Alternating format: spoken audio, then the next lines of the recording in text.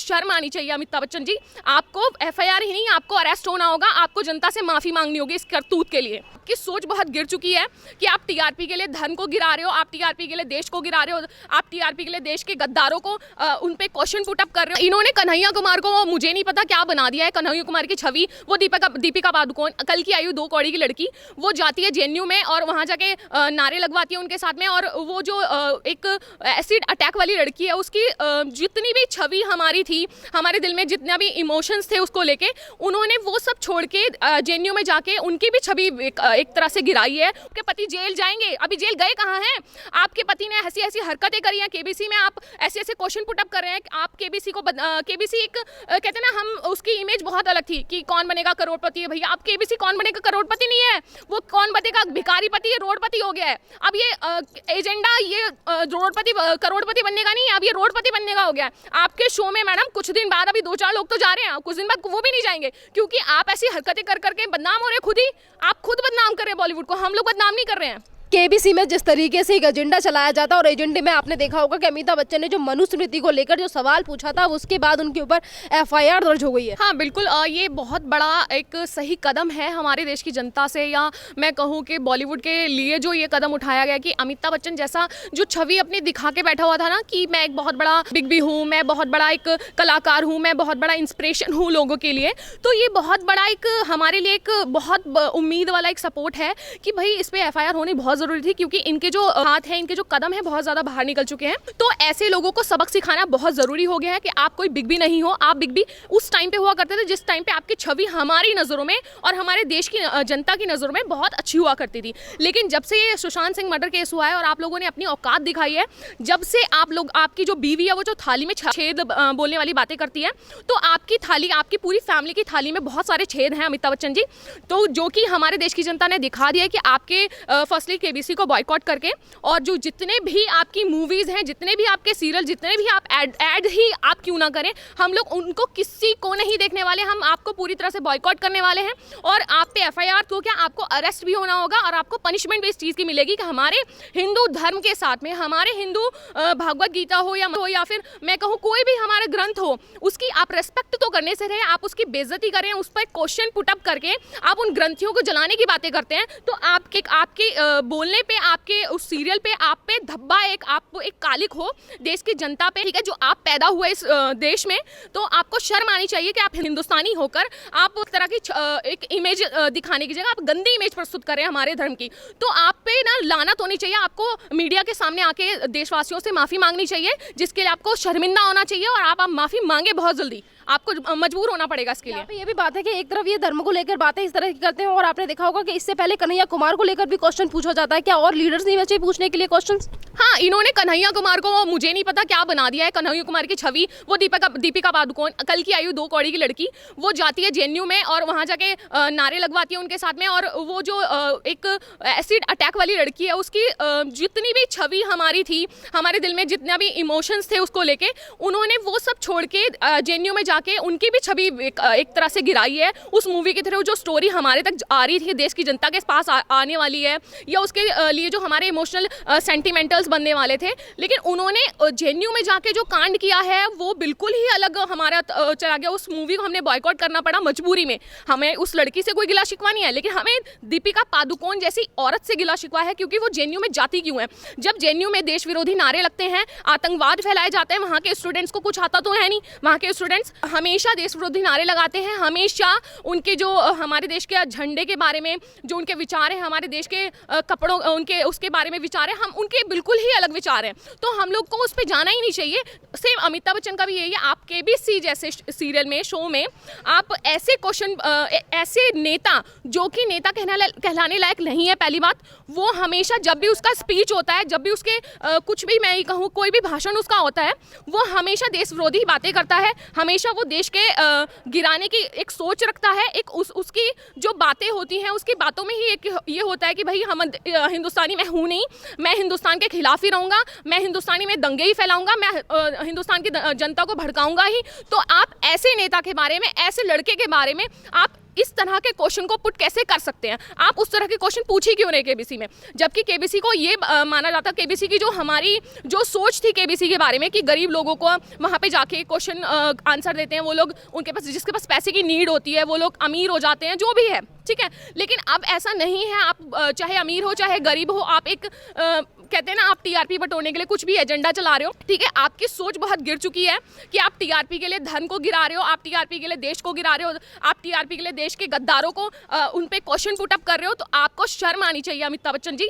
आपको एफआईआर ही नहीं, आपको अरेस्ट होना होगा, आपको जनता से माफी मांगनी होगी इस करतूत के लिए। मैम, जैसे कि अभी आपने कहा कि टीआरपी के लिए एजेंडे चलाए जा रहे हैं, पर बात तो ये है कि जनता की कितने भी एजेंडे चलाए, पर जनता ने इनके शो का जमकर बहिष्कार कर दिया है। ज़्यादा टीआरपी आई नहीं रही और टॉप 5 में भी नहीं है इनका। हाँ बिल्कुल, जैसे अगर मैं कहूँ कि जितने भी टीआरपी में सुपर डुपर हिट जाने वाले जिनको सीरियल्स को हम बोलते हैं, जैसे बिग बॉस हो गया, केबीसी हो गया, तो इनको जनता ने इतने अच्छे सिरे से बॉयकॉट किया है कि होना ही चाहिए। अब इनके सीरियल्स तो क्या, इनकी मूवीज़ भी कोई देखने लायक नहीं होनी चाहिए।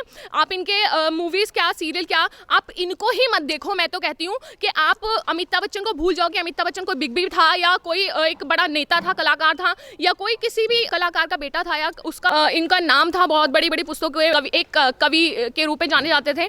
तो आप इनको भूल जाइए, क्योंकि इन्होंने बहुत शर्मिंदगी वाले काम किए हैं, ये एक देश को झुकाने वाली काम कर रहे हैं। तो इनकी हरकतें ऐसी होती जा रही है जो आप, ये इंस्पिरेशन नहीं है, ये एक धब्बा है हमारे देश की जनता के लिए। तमाम तरीके की चीज़ों को लेकर ट्विटर पे देखा होगा, अमिताभ बच्चन तमाम तरीके की चीज़ों को लेकर ट्वीट करते हैं, कविताओं को लेकर तमाम तरीके की चीज़ों को लिखते हैं, मूवियों को लेकर लिखते हैं। पर जैसे ही बॉलीवुड में ड्रग्स की समस्या दिखाई दी या फिर सुशांत सिंह राजपूत, तमाम तरीके की चीज़ें, उसको लेकर इन्होंने कभी भी सफाई नहीं दी, कभी भी कुछ नहीं कहा देश की जनता से आकर। हाँ, अगर आप देखें कि अमिताभ बच्चन जी स्टार्टिंग से ही, मैं कहूँ तो स्टार्टिंग से इनके ट्वीट्स आते हैं, स्टार्टिंग से इनके वीडियोस जारी होते हैं, स्टार्टिंग से इनके बहुत मोटिवेशनल थॉट्स जारी होते हैं। लेकिन जब से सुशांत सिंह राजपूत का मर्डर हुआ है, ना तो इनके खानदान से, ना इनकी बहू, ना इनकी बेटी, ना ही इनके कोई भी रिश्तेदार आके, ना तो सोशल मीडिया पे, ना ही ट्वीट के माध्यम से, ना ही किसी भी जरिए इन्होंने कोई सुशांत सिंह राजपूत के मर्डर पे प्रतिक्रिया नहीं दी। तो आप पे सबसे बड़ा क्वेश्चन तो पहले ही ये पुट अप हो जाता है कि आपने प्रतिक्रिया क्यों नहीं दी। चाहे आप किसी भी बारे में बोलते हैं, लेकिन एटलीस्ट बोलते तो सही। आपने बॉलीवुड में इतने बढ़ चढ़ कर लोग ड्रग्स ले रहे हैं, हीरो हीरोइनें जो आजकल के नए कलाकार आ रहे हैं, वो ड्रग्स के नशे में धुत हुए हैं, आप उनके बारे में कुछ नहीं बोल रहे हैं, क्योंकि इसीलिए आपने कोई प्रतिक्रिया नहीं दी। कान में अंदर चोर छुपा होता है ना, तो आप चोरी छुपाने के लिए कुछ ना कुछ करते हैं। तो सेम आपने इस टॉपिक पे बोलना इसलिए जरूरी नहीं समझा, क्योंकि आप वो हरकतें करते हैं। आप अगर बोलेंगे तो बॉलीवुड उल्टा आप पे क्वेश्चन पुट अप करेगा, क्योंकि अगर कहीं ना कहीं आप भेद खोलेंगे तो और हीरो हीरोइन और जो फैमिलीज हैं, सलमान खान, करण जौहर जैसी, वो आप पे क्वेश्चन पुट अप करेंगे, क्योंकि आप उनकी बुराई करेंगे। तो सेम वही है कि आप अपनी थाली में छेद नहीं कर सकते, तो आप बोल रहे हैं कि हम दूसरे की थाली में छेद कर रहे हैं। तो आपकी बीवी को अपनी बयानबाजियों पे थोड़ा संयम रखिए, बोलिए कि अपनी जुबान पे थोड़ा लगाम दे अपनी फैमिली को। सबसे बड़ी बात ये, अभी पता नहीं, मुझे नहीं पता, एयरटेल वालों ने जो मुहिम चल रखी है कि कोरोना वायरस रिंगटोन फलाना फलाना, जो भी कोई कॉल करता है सबसे पहले 10 बार तो वो रिंगटोन सुननी पड़ती है हम लोग को। हम लोग पागल हो जाते हैं इसको, मैं तो काट काट के फ़ोन परेशान हो जाती हूँ। तो मुझे नहीं समझ में आया, जिसके पूरे खानदान को कोरोना पॉजिटिव हुआ हो, जिसकी बहू बेटा कोई नहीं छूटा हो कोरोना वायरस से, उसको कोरोना के लिए इंस्पिरेशन किसने बना दिया? कौन कहता है ये कोरोना के लिए हमें स्पीच देगा, हमें जागरूक करेगा? आप खुद सोचिए, अगर जिसको कोरोना नहीं हुआ है वो हमें जागरूक करे, वो तो बात है। जो खुद कोरोना पॉजिटिव है वो हमें क्या जागरूकता दे सकता है? वो बंदा जो देश के लिए खतरनाक अब साबित हो रहा है। वो मैम, आपने ये भी देखा होगा, आपने जैसे कि जया बच्चन का जिक्र किया, और जया बच्चन ने जिस तरीके से कहा था कि बॉलीवुड को बदनाम करने की कोशिश की जा रही है, जिस थाली में खाते हैं उसी में छेद करते हैं। तो जिस तरीके से तमाम जो बॉलीवुड कलाकार हैं वो आकर ये कह रहे थे कि आप बड़े हैं, नेता हैं, अपनी सॉरी बड़े नहीं, बड़े कलाकार हैं, और आप जो बोल रही हैं वो बहुत सही बात बोल रही हैं, क्योंकि तमाम ऐसे कलाकार थे जिसमें जया बच्चन का साथ दे रहे थे, सोनम कपूर हो या फिर तमाम तरीके के कलाकार जो इनके सपोर्ट में आ गए थे, वो कहने लगे कि जया बच्चन जी ने बहुत सही बात कही है। हाँ, पहली बात, उनकी जो थाली में छेद था, जितने भी थाली में छेद वाले थे सबने उनके फेवर में बात बोली है, ठीक है। जो उनकी बीवी है जया बच्चन जी खुद एक नशे में धुत लेडी हैं, ठीक है। तो जो फैमिली जो हरकतें करती है, जो चोर होता है ना, चोर चोर चोर मोसेरे भाई, ये कहावत है, तो सेम पूरा बॉलीवुड चोर चोर मोसेरे भाई का एक गढ़ है, जहाँ पे पूरा ड्रग्स माफियाओं का ये एक गैंग बना हुआ है।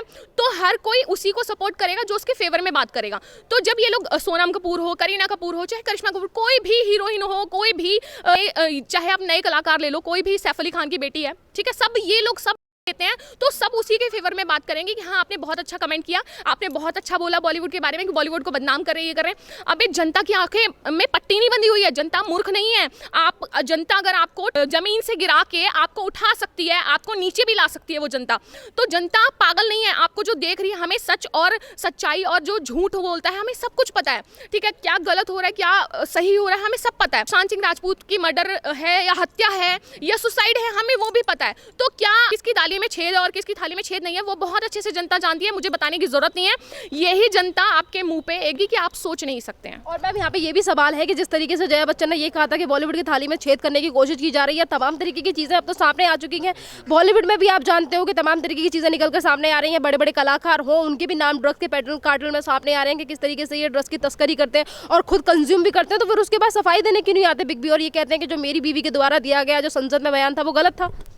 ये एक तरह से क्या इनकी बीवी ने कहते हैं ना होशो हवास ना देखते हुए इन्होंने मुंह में कहते हैं ना जब जुबान खुलने वाली होती है, जब हमें पता होता है हमारे काले चिट्ठे बाहर निकलने होते हैं तो अपनी सफाई में हमें कुछ बोलना होता है, तो इनकी बीवी ने सोचा नहीं कि जनता क्या रिएक्ट करेगी इसके बारे में। इन्होंने बस बड़बड़ में आके बोल दिया। इनको एक कहते हैं ना रट्टू तोते की तरह एक स्पीच दे दी गई है, जैसे ये एक्टिंग करती आई हैं अब तक, डायलॉग बोलती आई हैं, तो सेम इन्होंने उस रिजल्ट को ना देखते हुए इन्होंने बस बड़बड़ में बोल दिया है कि भैया ये थाली में छेद हो रहा है, बॉलीवुड को बदनाम कर रहे हैं, ये कर रहे हैं वो कर रहे हैं। लेकिन जया बच्चन जी, आपकी जो जनता जो आपको हीरोइन बना सकती है, आपको टॉप पे ला सकती है, आपके पति को, आपकी फैमिली को, वही जनता ये जानती है कि कौन सी थाली में छेद है और कौन सी में नहीं है, कौन सा सही है और बॉलीवुड को किस हद तक बदनाम किया जा रहा है। बॉलीवुड पहली बात तो बदनाम है नहीं, बॉलीवुड अब बदनाम हो रहा है, क्योंकि बॉलीवुड की जो एक्चुअल सच्चाई है, जो एक्चुअल जो रिजल्ट हैं, जो नतीजे हैं बॉलीवुड के, अब जाके हमारी जनता को पता चले आप कितने पानी में हैं, आप क्या हरकतें करती हैं, आपकी फैमिली में कौन ड्रग्स लेता है कौन नहीं लेता। अब आपके काले चिट्ठे तो बाहर अब निकले हैं, तो अब कैसे बदनाम हो गया बॉलीवुड। के पति जेल जाएंगे, अभी जेल गए कहाँ हैं? आपके पति ने ऐसी ऐसी हरकतें करी हैं, केबीसी में आप ऐसे ऐसे क्वेश्चन पुटअप कर रहे हैं। आप केबीसी को केबीसी एक कहते हैं ना, हम उसकी इमेज बहुत अलग थी कि कौन बनेगा करोड़पति है। भैया अब केबीसी कौन बनेगा करोड़पति नहीं है, वो कौन बनेगा भिखारी पति है, रोडपति हो गया है। अब ये एजेंडा ये रोडपति करोड़पति बनने का नहीं है, अब ये रोडपति बनने का हो गया है। आपके शो में मैडम कुछ दिन बाद अभी 2-4 लोग तो जा रहे हैं, कुछ दिन बाद वो भी नहीं जाएंगे, क्योंकि आप ऐसी हरकतें कर करके बदनाम हो रहे, खुद ही आप खुद बदनाम कर रहे हैं बॉलीवुड को, हम लोग बदनाम नहीं कर रहे हैं, ठीक है।